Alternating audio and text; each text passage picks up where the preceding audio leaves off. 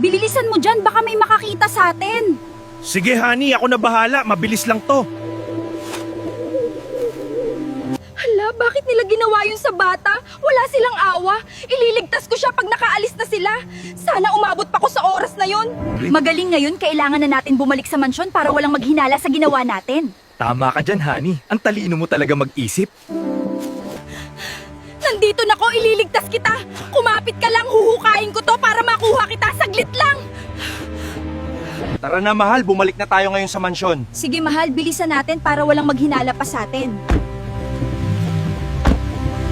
Ayun, gumising ka, gising bata, huwag ka mawawala. Nasaan po ako? Bakit po ako nandito? Salamat at nakaabot ako at buhay ka. Maraming salamat po, Ate Peach.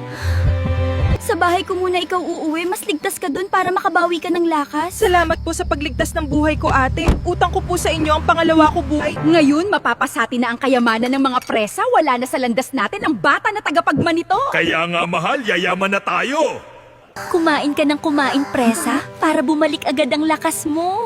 Maraming salamat po, Ate Peach, sa pagtulong po sa akin. Maghahanap ako ng matibay na ebidensya para maipakulong ko kayo, Strawberryta at Pinyato. Hindi ko hahayaan na takasan nyo ang ginawa nyo kay Presa.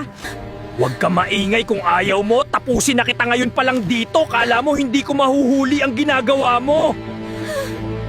Nasaan na kaya ngayon si Ate Peach? Bakit hindi pa siya umuuwi? Nag-aalala na ako sa kanya. May nangyari kayang masama sa kanya? Makakatakas pa kaya ako kay Pinyato at Strawberryta? Alamin nyo yan sa part 2. Pero bago yon, ay follow, like at share nyo na ko.